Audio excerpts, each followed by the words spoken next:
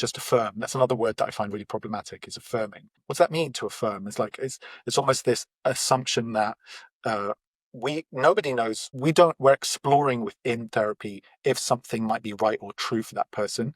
Once you say affirm, I think what you're bringing in there is pushing for that label to stay, rather than being explorative, right? Rather than allowing things to unfold, right? Welcome to the Reality Therapy Podcast, where the truth will set you free. Welcome. I'm here today with Marios Georgiou, who's a doctoral student in counseling psychology, joining me from the UK. And so I'm very excited for an interesting conversation. So welcome. Thanks very much, Ryan. Good to see you. So let's start off with your background, who you are, where you come from. Sure. So I'm originally from Cyprus, the Republic of Cyprus, so kind of on the border of Europe and the Middle East. Grew up in a Greek Orthodox country, socially conservative country, and I moved to the UK to study. Yeah, so now I'm a doctoral student in counseling psychology, but before that I was doing 10 years of corporate work, so like biotech stuff. So it's only been the past 3 years really that I've been refocusing on counseling psychology. And yeah, so now in my second year, which will be a 3-year course. Very, very interesting. Okay. What motivated you to go the therapy counseling route? Between my master's and now, well, 3 years ago when I decided to change, I realized, okay, I'm moving up the corporate ladder, but I wasn't sure if I was doing anything that felt particularly meaningful. It felt meaningful because I was helping scientists protect what they were making, so patenting their inventions, which was cool and the subject matter was interesting. But I realized what I really enjoyed was the conversations I had with them, like getting to know their story, their motivations. So it's really the human factor. And I think I had other clues before that. Like I was working for my university as a student support worker, so people who were like dyslexic or had other or had physical disabilities or learning disabilities and needed support getting their work done.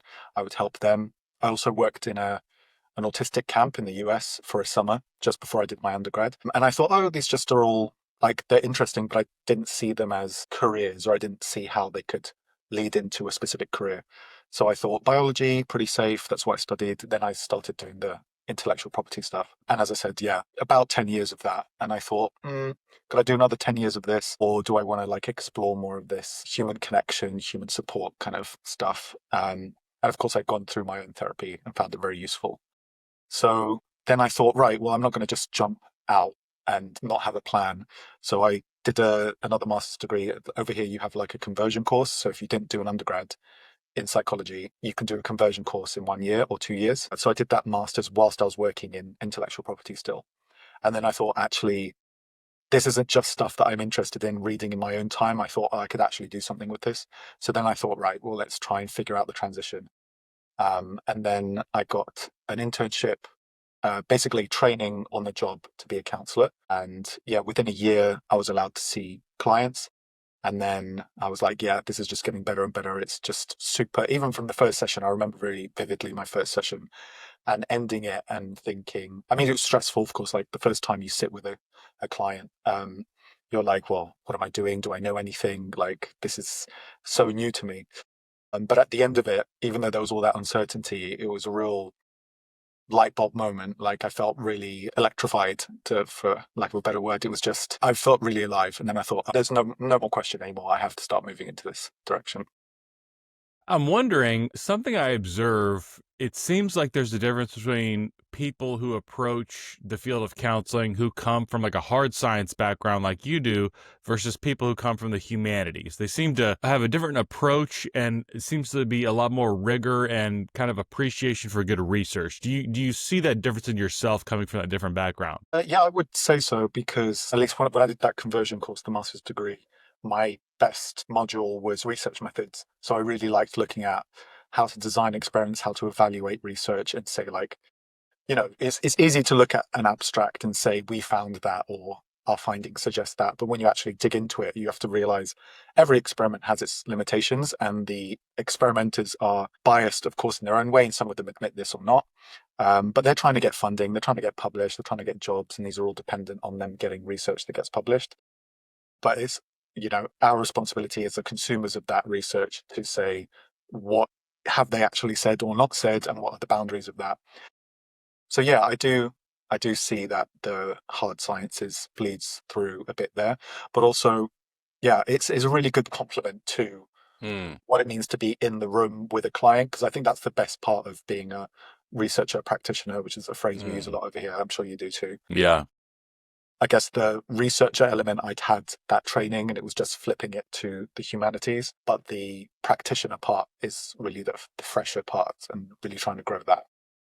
Yeah, it's pretty bizarre reading a lot of the research in counseling because you'll read the abstract or something and it'll sound so definitive. Our research shows blah blah blah, and then you kind of flip through the methodology and it's like the sample size was 7 people. You're Yeah. like, you were so confident. Yeah. It's hard to read a lot of this research. Yeah, yeah, absolutely. I mean, I get the motivation, but unfortunately, because not just in research, but with news generally, it's all about the headline. People often just read the headline and move on. And I think research is kind of similar. I mean, you might even be doing your own work as a doctoral student, and you need to have a paper to support something you've already said, and you just kind of say, "Oh, that looks about right, put it in." So there are certain areas where it's permissible, but at some point you've got to be honest with yourself and say, I've got to engage with this literature on a deeper level, certainly when you're doing your own research. Because it's quite easy, and I didn't know this until I started the doctorate. Some ideas just propagate because people don't question the assumptions before that. And I think that links to the whole replication crisis to some degree. People just Hmm. assumed it was true, kept going. Then selection bias, they just keep like stating the same thing over and over, and then you look at the foundations and you're like, oh, we can't actually replicate this. So yeah, I think it's a really important skill.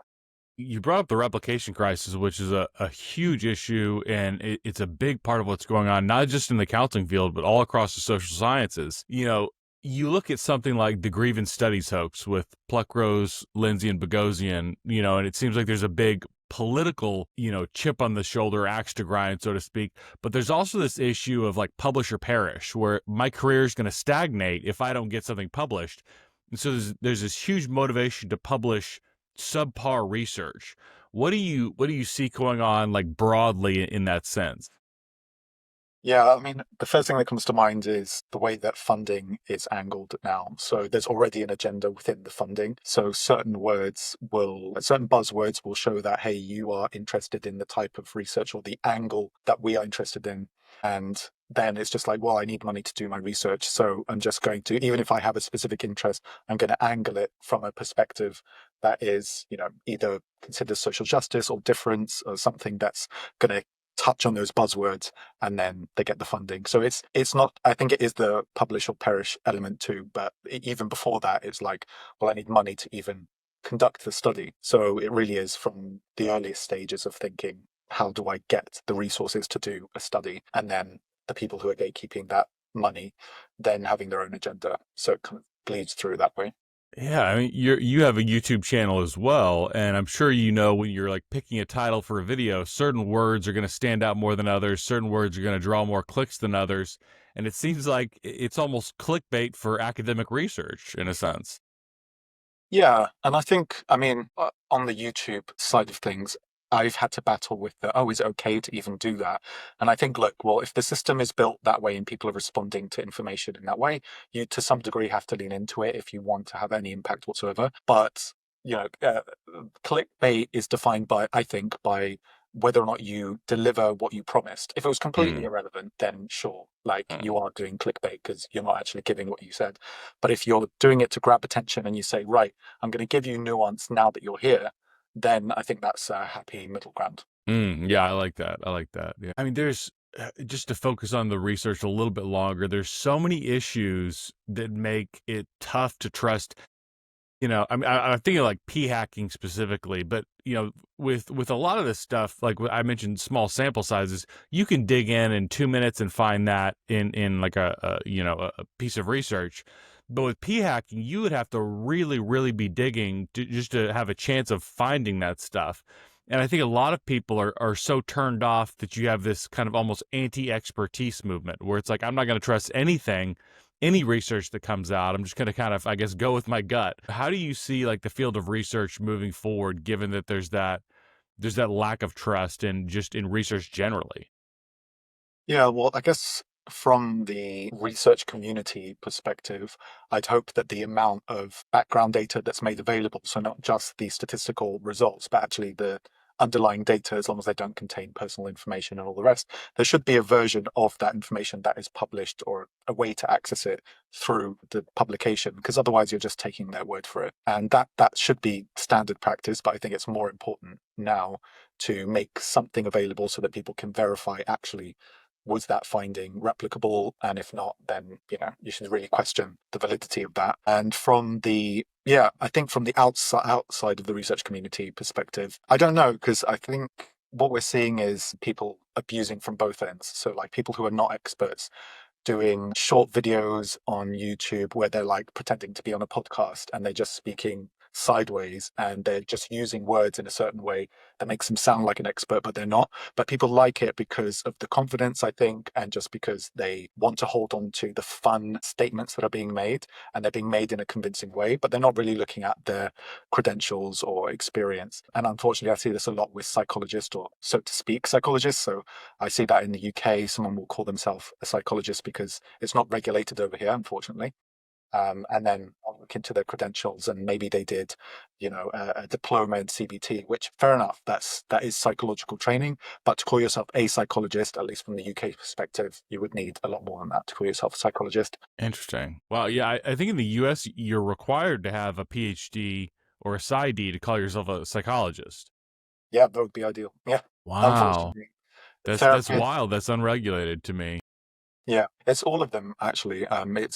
It's counselor, therapist, psychotherapist, psychologist. The ones that are protected are counseling psychologist, but it has to be both. Clinical psychologist, again, has to be both. Occupational, forensic, those kinds of ones. But it's always paired with that specific domain. So you could just say I'm a psychologist, and that circumvents that completely. Interesting. Wow, I didn't know that. Yeah, I think here in America, you can't call yourself therapist, psychotherapist, counselor, anything like that. So unlicensed people call themselves life coaches generally. So yeah, that's interesting. So what are you seeing in your program in terms of like political bias? Is there a slant to how they're presenting this material? Yeah, I think especially counseling psychology, because I hear the phrase a lot, not just on the course but elsewhere. According to the ethos of counseling psychology, we look at this through a social justice lens, and like fair enough, looking at where the field originated and the principles is fine, but usually I think that phrase is used as a way to I guess shield from criticism or to justify always bringing that lens in. It's well intentioned, and it also an important perspective. Like it should be there. I think now that they're really doubling down on that. So every module, all the time, is always considering that.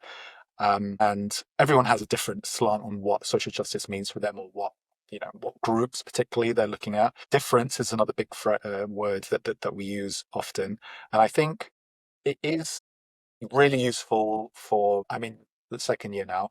Really good to have that a lot in the first year, because you're starting to see people that have diverse backgrounds, especially somewhere like London, where I am. So being competent in that way is super important. But when you're looking to achieve a doctorate, you really want to be able to justify your investment in this course by being able to say, well, I got a lot of technical training, which we are, but I think it's always after saying, right, you have to consider it from this perspective. It's always difference. It's always social justice. So it's not absolutely everywhere, but I am, especially now in the second year, starting to see the pattern has just persisted from the very beginning of the course. So what is the slant? In my view, the slant is always looking at power, differences in power, privilege. Positionality is another word that we use a lot. So it's always saying, well, in reference to the client, what are your privileges, and vice versa? How is that presenting in the room? As a thought exercise, as something to kind of engage with what's there, it is important. It's just that it permeates almost every area that we're taught. And so it starts to become, well, can we just focus on the topic that we're speaking about rather than constantly thinking about difference? Because I kept saying it's useful. Where it's not becoming useful now is an over reliance on thinking of that difference. So always assuming that difference is important, always assuming that that person thinks about their race, thinks about their gender, whatever it is. And again, like I think in the room, that can become really distracting if you start to become that worried that people care about this, people worry about this, my client's going to suffer if I don't think about difference. If I ignore it, they're going to think that I'm a bigot or whatever it is. It's just, and those things aren't said explicitly, but I think that the amount that we're fed it implies that because we're doctoral students going to be psychologists, that we're always going to be more powerful, which we are, but that we always have to almost be apologetic about our position, and that we're always almost being oppressive in some way by being more privileged. And yeah, so just to summarize, I think it's the main bias and problem with this slant is that we're assuming the difference is there and it's important, and it's creating a state of over analyzing constantly. Are we being oppressive? Is there oppression built into the system between us? And personally, I find that kind of mindset to be very distracting when you're sitting in the room with someone trying to learn their viewpoint, but you're actually coming with all these assumptions around difference. I'd rather just hear from them. Is difference a big deal? Is race a big deal? If it is, great. It's very relevant then. But I think we're being told we have to assume that it's relevant. It seems like there's this almost like paranoid obsessiveness. And in a lot of my textbooks, at the end of every chapter, it seems like there's this section on like multiculturalism and social justice that's kind of just awkwardly jammed into it. Like it doesn't really fit with the rest of the chapter. It's just like we have to kind of say these words to kind of check a box, it feels like. Definitely. I mean, I even see it in research methods, which again, I don't want to keep saying that. I do believe that it's relevant. It's just when it's how it's inserted, as you say. But I'll give you an example. I have a friend who has done a research project on a marginalized group, and she was told by a supervisor to think about her privilege in relation to that group. And I thought, okay, but this person is creating a research study to support that group. Are you saying that you have to, before she's even started the study, say like, oh, I have to acknowledge my privilege in in opposition to this group because I'm not in it. And I think that it's reductive, and it's really unfair, I think, to constantly what feels like penalize people for being different, and to then say you have to repent for being more privileged, especially if you're going to research that group. Yeah, I think it just pulls away from the open-mindedness and the approach that you should be taking as a researcher rather than a political agent, which is kind of, I think, what they're trying to get at, is to always think about this from a political perspective, because, with power comes responsibility, I think. Yeah, that is really interesting. It seems like there's kind of a tendency to kind of, I call it calculating someone's intersectionality score. So I would look at you and say like race, gender, sexuality, religion, disability status. I would kind of calculate that all up, and then kind of subconsciously or consciously in my mind, that determines how I'm supposed to treat you. Does that kind of check out to you? Yeah, absolutely. Every time I see that, the phrase I think of is atomization of identity. It's like constantly sections and subsections of, and because we talk about the social graces a lot, which you might have come across. So it's like always thinking about every checkbox really of identity, breaking someone down. And I think that it's sad to kind of come at it from that perspective and say, I'm going to add a tag, every single tag. How it's presented to us is that you have to think about that into it in order to acknowledge difference. I think the other extreme is you are already, to me, it is prejudice. You're prejudging, you're adding judgment, not judgment in terms of putting them down, but you're making an assessment of them before they've walked in, that their race is significant, their age, where they come from, all those kinds of things. It's much better to be led by the client than to have filled in all those boxes, even if it's just in your head, and say, well, given this mix, I'm going to assume certain things about you. And in my view, even by applying those labels, you're then implying, that label tends to mean this, or this label tends to be thought of in that way in the culture. And so then you're connecting the client with all of those associations, whereas they might have no meaning to them whatsoever. So something that it seems like to me is that we miss out on a lot of the useful aspects of multiculturalism. And kind of what I'm thinking is the general formula seems to be whiteness is a bad thing, masculinity is a bad thing, heteronormativity is a bad thing. Therefore, you should have far left-wing politics.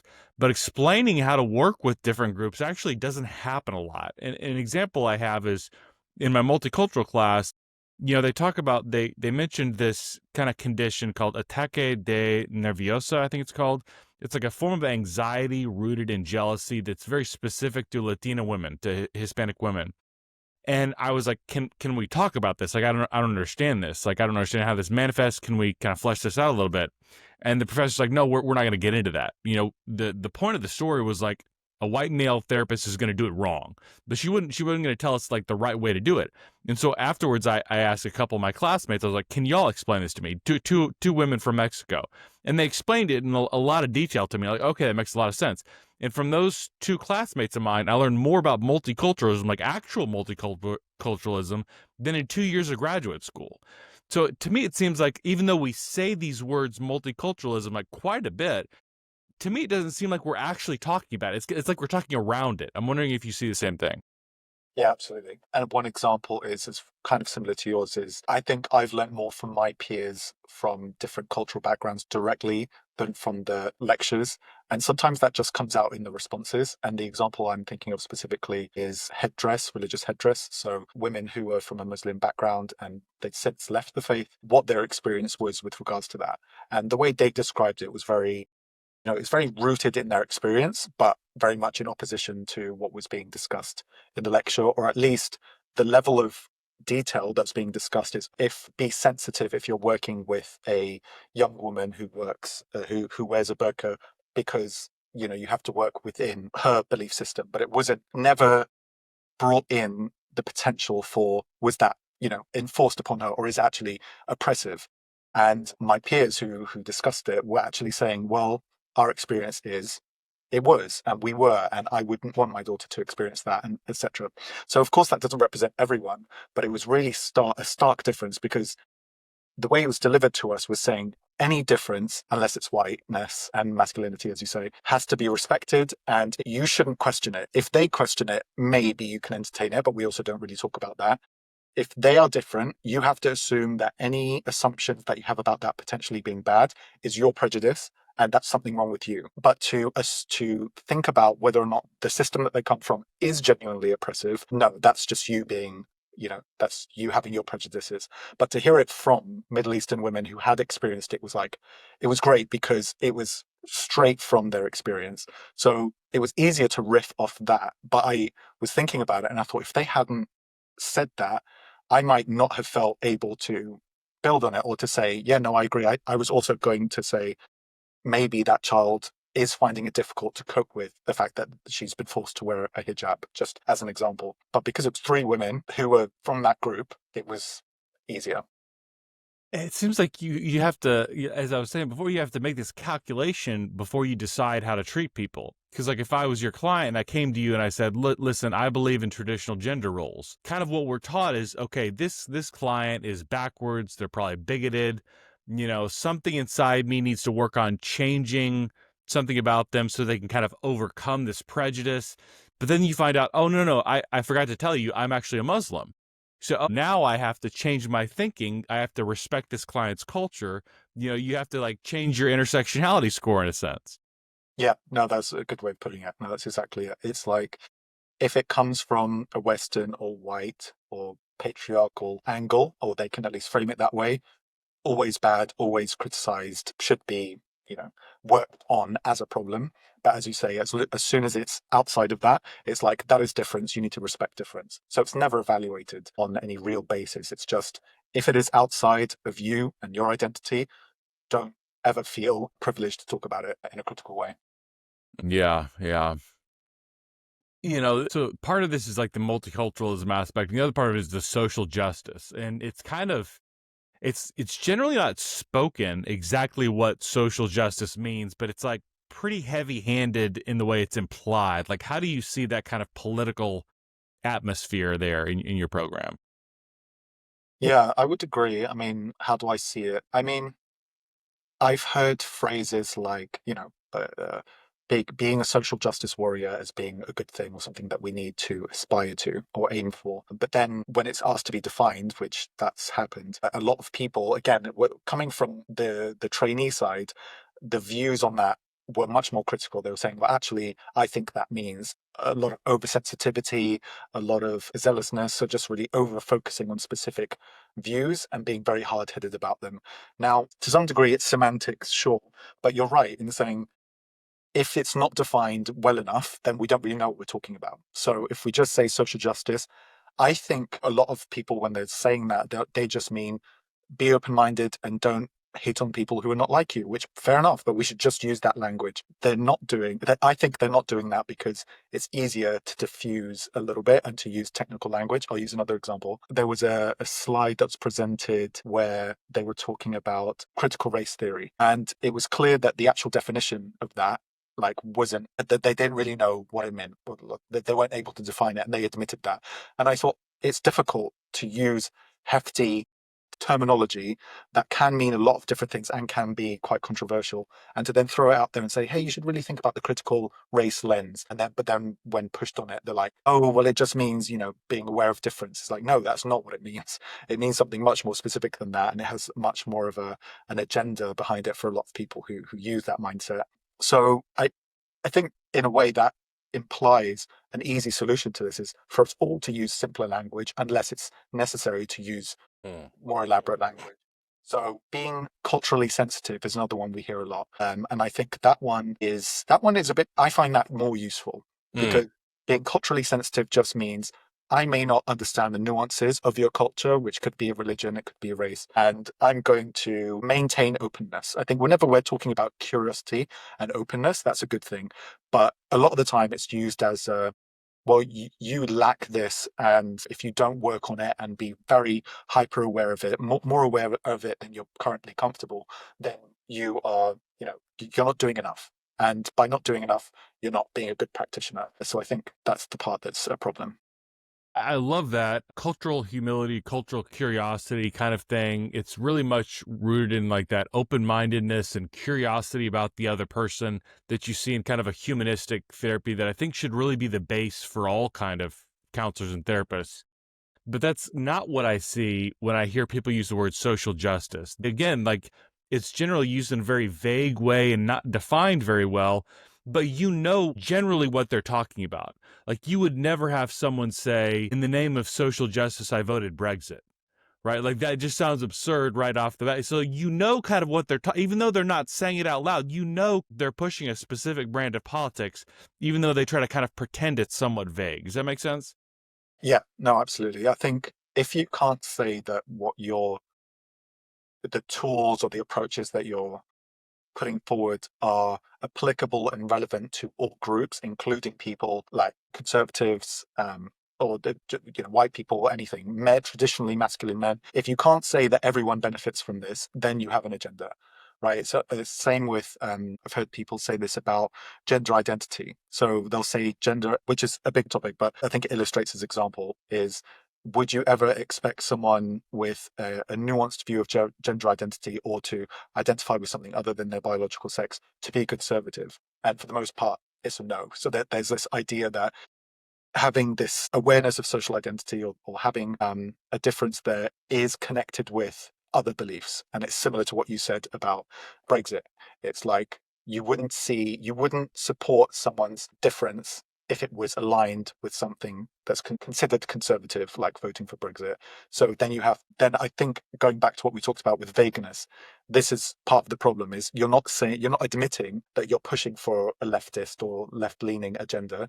You're using a different word that's vaguer to either deliberately or not conceal the fact that you're kind of smuggling in other priorities and other beliefs. Another one of those tricky words that I run into is inclusive. I had a professor who told us when you're decorating your office as a therapist, you can decorate with inclusive things, but not exclusive things or alienating things. His example of something inclusive was a pride flag. His example of something alienating was a Bible. And I was like, well, couldn't a pride flag be alienating to some people? I was like, well, what? He's like, no, it's inclusive towards LGBTQ people. I was like, well, if I had a Donald Trump Make America Great Again flag, wouldn't that be inclusive to, conservatives? And he's like, well, it wouldn't be inclusive if it was racist.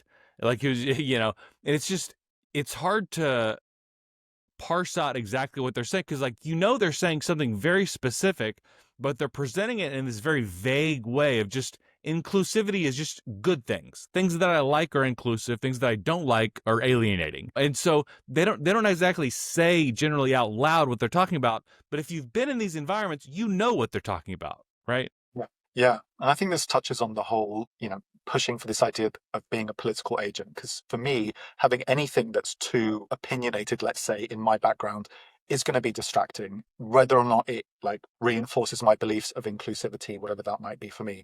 Because in your example, or what was presented to you with the Bible, does that apply to the Quran and the Torah? Mm. And as you talked about the alternative flags too, and I would say, as a gay man, I wouldn't particularly feel included or that it was a good thing that my therapist had that in the background. It would be strange to say the least. And if anything, I don't want to. Well, I'm thinking about it more from a therapist perspective now as well. I think that bringing too much of yourself and not being able to be a blank slate, including what you present behind you and your beliefs and stuff, is going to contaminate the work because you're bringing yourself into the work. And that's not what therapy is about. It's about the client's perspective and you only bringing stuff in that might be yours if it's of service to them. And you'll never know if a religious text or a flag is going to be of service to them by including it in your background before you know them. Yeah, my therapist is gay as well, and he talked about like I would never have a pride flag in my office because it's going to be, you don't know how it's going to affect really anybody. Like certainly people who are not LGBTQ, but like even somebody who is in that community, you don't know how that's going to affect them. Like, why would you like risk potential alienation with something like that? But kind of the mindset is, you generally have an idea of some things are good and some things are bad, and you don't have to say it out loud because you know what they are. Yeah. Yeah, that's true. And I think, yeah, it is only by omission that we know what those things are because it's only ever spoken about in the positive a lot of the time. This is inclusive, this is inclusive. Once you start to be too explicit about what is exclusive, because if I heard something like a Bible is exclusive in a lecture of mine, I think at least knowing like my cohort and myself, how we respond to things like that, we would respond to that and it would be clear that no, you're trying to smuggle something in here. But I think the opposite happens more often. They just say good things and it sounds good, but then it's what's not said. It, it's the exclusion that shows what they're trying to keep out, if you see what I mean. Yeah, yeah. You brought up the gendered identity, gender ideology issue a second ago. What are you seeing in that regard with your program? Well, we've had a couple of lectures over the 2 years on gender and sexuality, gender identity. Another thing, again, as a gay man, that like conflating or always bringing the two in is kind of annoying to me, just because it's like being a gay man, it doesn't mean that that the issues that people like me would face are relevant to people who question their gender. They're still important to consider, and I do want to be trained in a way that makes me able to work with people like that. But I think just from a personal perspective, conflating the two or always putting them together is a bit of a problem. Having said that, that's maybe inherent to the LGBT, etc. Label. So I'm not saying the program is even doing that. It's more in the framing. But what's happening in the program? Well, I think as much as it is slanted in one direction, for example, we didn't speak about the Tavistock, controversy in the UK, which is huge, a big deal for this topic. It wasn't even mentioned in either of those lectures, and a couple of us had to bring it up to say, like, hey, we're going to talk about that because that should really inform our practice because there was malpractice that happened within that should be showing us, hey, if you're going to be ethical and competent practitioners, this is what you should be doing or this is what you should avoid because we have a very explicit case on this topic. But it wasn't that. The lectures are much more like, some people are polygamous, polyamorous, and all the rest. And it's like more of the labels, more of the exploration of someone can be this, can be that, can all the variations, very much like leaning into this idea no one is the same. Everyone is different, and just adding almost a gender lens to that. And I think cool, like that can open your mind to think about people in different ways or to understand different types of identities, if we're leaning into that word, but ways that people look at themselves. Fair enough. But in my view, we have to come at it from well, not everyone who presents with those issues or says that it is an issue, it's not something that you just double down on. You just say, yes, we've got to appreciate difference. You could be this very niche type of gender identity, but also say, what does it mean for you to have an issue with your body? It can be much broader than that, because there's much more literature on that as well. It's like, what does it mean to be an adolescent who hates their body? And right now, holding onto a label around gender might help them feel like, well, that feels more right. And that might be more correct for them, and that might help them manage their anxiety. But we do have to look at the more foundational stuff as well. Is what does it mean to have stress about the body? What does it mean to not to know what your identity is? Because again, those concepts connected with personality disorders, borderline personality disorder, and the like. So we know what those things look like. But as soon as you add the gender lens, it's like, don't question it. It's not a problem. You just have to lean into it. And if they feel uncomfortable, it's because we're not affirming them enough. And the system is the problem. But hating your body, not everyone with a differing gender identity hates their body. So I'm just sticking to this one example. But the fact that we weren't even taught or encouraged to explore this from a, yes, it presents in this way, but it could be something else. Let's look at all the other ways that mental health issues present with regards to not being comfortable being a man or being a woman, or not being comfortable with your body. Because as soon as you add the veneer of gender, it's like kind of goes back to what you said about, well, it's the opposite of the whiteness and masculinity stuff. This one is one you're not allowed to question anymore. Have you gone over the CAS report at all? Because I know that was big in the UK. Yeah, I didn't read it in detail, but I've skimmed a few parts. Like in your classes, have you? No. Just completely ignored that. Not at all. And one of my colleagues, actually, she did read it in detail, and she brought it up. She was the one who brought it up in the session. And I mean, I guess I've also been exposed to the facts through the news, but not just one source. I think that's another thing, is people then read the secondary sources but don't look at the primary. That's happened recently, I think, with the Supreme Court ruling we had in the UK regarding the Equalities Act. Yeah, so we weren't encouraged in the session to, it wasn't part of the reading or anything like that. A lot of the reading was social constructivist stuff, right? Like gender is, it's made up and it's oppressive, and now we're reconstructing it. And so we have to be, enabling of that. And so, yeah, we weren't encouraged to read the CAS report. Wow. Do you notice any tension as a gay man with the trans issue? Because there's just kind of this assumption, you talk about LGBTQ as though all these groups are in the same car going in the same direction. But I see also there's kind of this tension where there's times when uncomfortable parents, or parents uncomfortable with the sons being effeminate or lack of masculinity. And the phrase you'll hear sometimes is transing the gay away, like almost transitioning as a form of conversion therapy. Do you see any of that? Is there a tension there for you? There is. I mean, I think being gay itself is a gender non-conforming thing to do. It's probably the most, and that's why it's always so such a big deal. Like coming out is still a thing, right? It's still some big shift in the way that you look at yourself and how you allow others to see you. So adding the trans element, I mean, I don't know how pervasive that issue is, the transing the gay way. I've certainly heard it. But I know that if I'd grown up a child now, I would be concerned for myself, for example, exhibiting gender non-conforming behaviors, like being interested in, I don't know, women's clothes or femininity in general.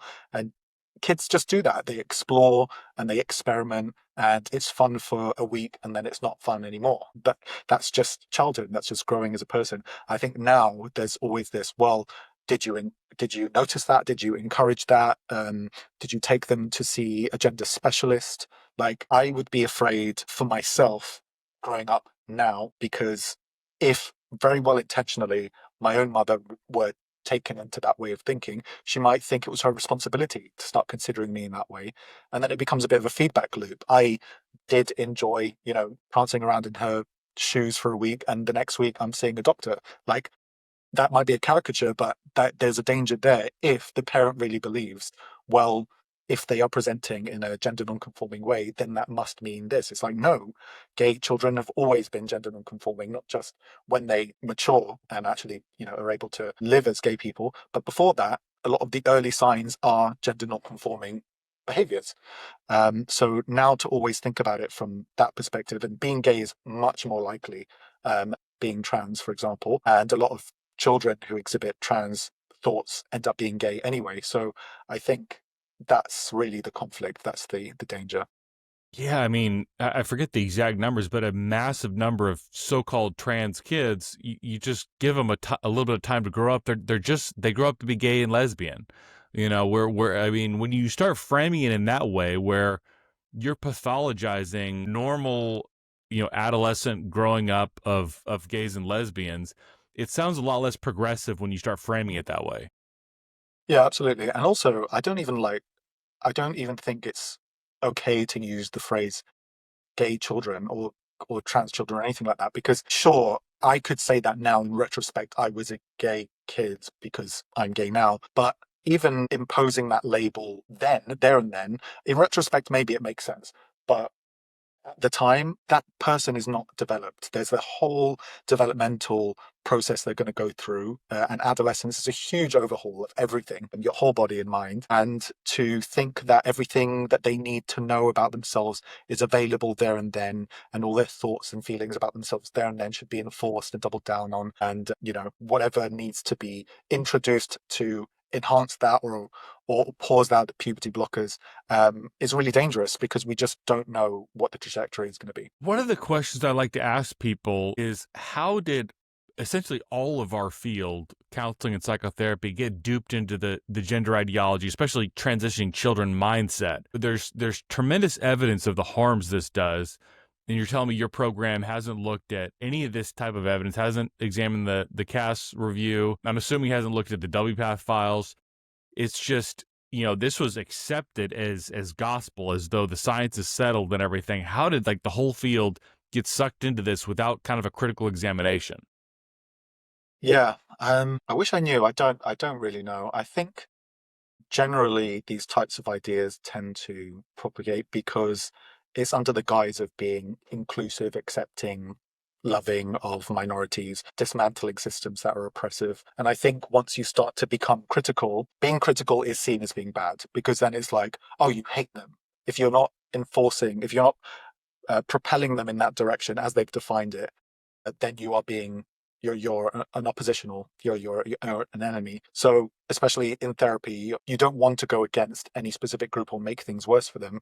You're then seen as, oh, just affirm. That's another word that I find really problematic, is affirming. What's that mean, to affirm? It's almost this assumption that nobody knows. We're exploring within therapy if something might be right or true for that person.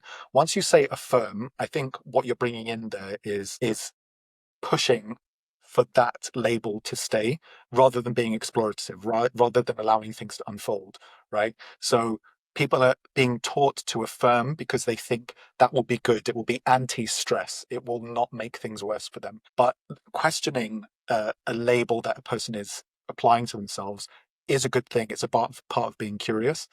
But the gender stuff and thinking about children, another thing which I think is a legitimate concern, is children who do end up being trans identifying, if they do go through puberty and they do decide afterwards that they want to be trans and they want to undergo surgery and stuff, it is quite difficult after they've gone through puberty. So I think using that example, they think, well, we should be considerate and give them the support while they're in adolescence or even children, so that they can assimilate better, so they can pass, as they say. So I think there is a nugget of compassion there. There is a use case for thinking about identities early on and affirming them in that sense, maybe. But the truth is, you just cannot tell which of those children will feel that same way when they're adults. If we did, I think my views, or people's views generally, on affirming from childhood or adolescence would be very different.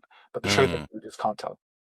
And I mean, depending on what studies you're looking at, it's the vast majority of kids that grow out of this, after going through puberty. So I mean, I don't know, 5-10% of kids, you might be doing them a favor. In the vast majority, you're damaging them for life in ways that just horrifically mess up their bodies and brains. Yeah, absolutely. And that's one of those other lies that have been allowed to continue, which is that puberty blockers are reversible. And I think we're now seeing people speak about that a lot more vocally, especially medical doctors. But the truth is, it's just not that simple. Like, if you think evolutionarily, what kind of organism would optionally start adolescence whenever? You're artificially stopping quite a defined period of extreme change of the body and mind. And you're saying, oh, that's fine, the body will catch up. It's like there's been no system implemented in the biology to then say, oh, we'll just restart that process once the drugs stop. So, you talk about like affirming care in terms of gender affirming care, but I'm wondering if you see something across the profession as a whole in terms of just affirming the client no matter what, as in like kind of like the customer's always right mentality. Do you see that mindset pervasive in the field? Yeah, for sure. I mean, I don't know what angle this comes from. It's obviously multiple, but I see it a lot more from the psychobabble that people put on social media. Is like feelings are valid and all that stuff. I think the angle is harm reduction, stress reduction, anxiety reduction. So it's kind of saying these negative feelings are the problem themselves. They're not a symptom of something. They're not the outcome. They are themselves the problem. Feeling bad itself is a problem. So they just say, well, we just do anything that will reduce the likelihood that these feelings will stay or get worse. And the problem with that is that you don't learn to tolerate negative feelings, and you don't learn how to learn from them. They are signals that there's a reason that we have emotions. They don't always make sense, which is a big part of why we go to therapy. But to say that they are valid and they should be affirmed, and you're right in feeling, if you feel that way, it is the truth. It's like facts. Yeah, your feelings are not facts, not just from a broader like societal level, but for you as an individual. If you took every feeling to be true, you would live quite a strange life, and we don't. But I think in this one area where it's like, if you feel bad or if you feel negative in some way, all we have to do is reduce it, or remove any source of discomfort. I think any relationship of depth, friends or relationship, are going to come with a significant amount of negativity and confrontation. So if we're constantly taught that, no, if you feel hard done by, we affirm that, we reinforce that, you are right, it's your feeling and therefore it's true, means that we just become very, well, not agreeable, to say the least.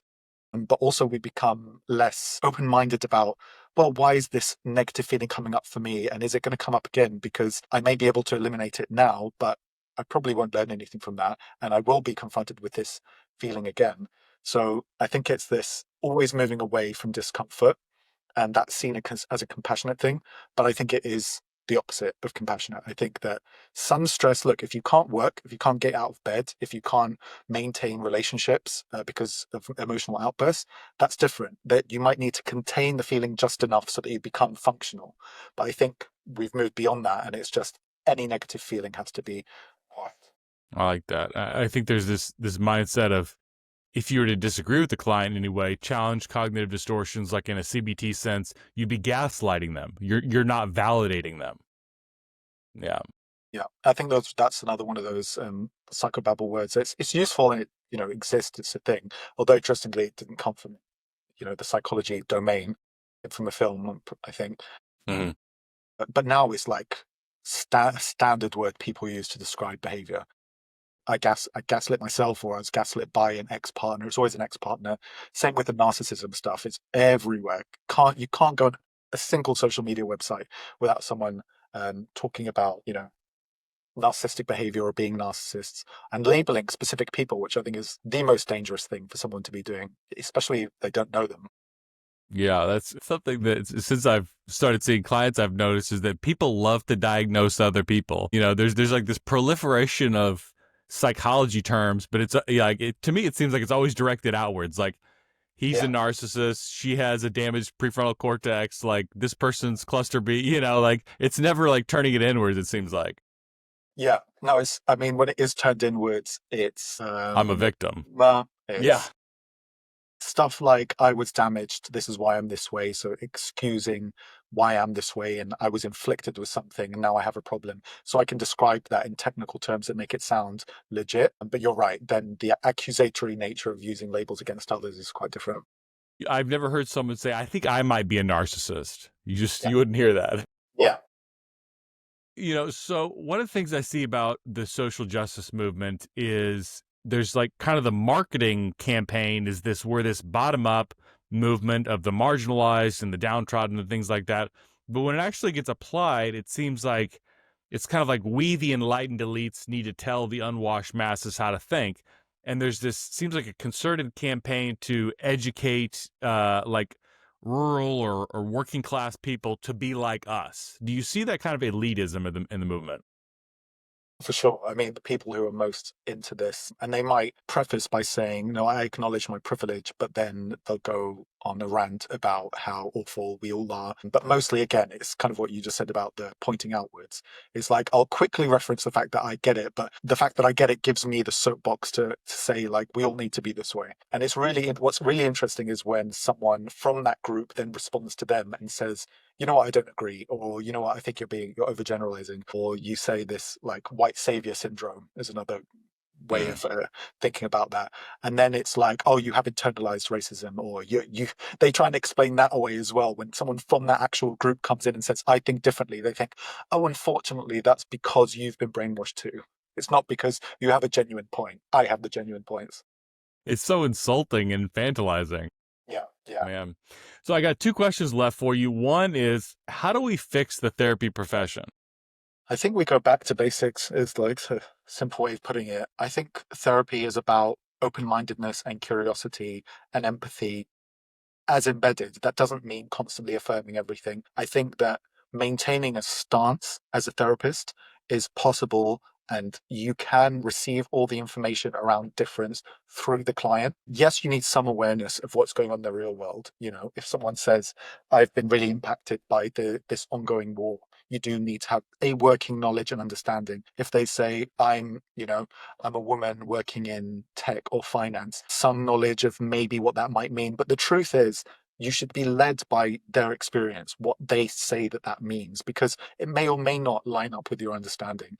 So I think the principles of psychotherapy are like, we should be guided by them. I think what we've added is a lot of predefined ways of thinking, which are moving us away from curiosity. And I think people are more interested in being certain than being curious. And I think if we could take a step back and be more curious, that's the best first step. I like that. I like that a lot. Okay, so my last question is, when you look at society more broadly, what is one issue that we're not talking about enough that we should be talking about more? Yeah, well, might be because of what we spoke about, but I think as a trainee psychologist, and it's my own bias, but I think what we don't talk about enough is the bias of social scientists and specifically people who are helping the vulnerable, because our bias is going to impact them, not only them, but us as well. If I, as someone who might describe myself as more of a centrist, do not feel as able to speak out, it's going to be a self-feeding loop where people in the classroom feel confident talking about these things but not other things. They then go out into the workplace and treat people, and they have all these biases, sometimes because they just haven't been exposed to that information. Then the client in some way or another is going to experience that, most likely, especially if that therapist then feels like it's very important for them to, in one way or another, push that agenda. So I think the political bias in psychology is a problem, not just for the masses, for society at large, because we're telling people about the nature of humans and what's going to keep us healthy from a mental health perspective, but also as people in the field, our own safety and being able to talk about it is important, because otherwise we're just leaning into the brainwashing. Yeah, that's brilliant. I love that answer. I mean, there's so many things just taken on faith, because psychology says, well, a specific person within psychology made that claim, and we can investigate that. So that's a really good point. Yeah. Well, this is a fascinating conversation. Love talking to you. I'd love to talk to you again anytime.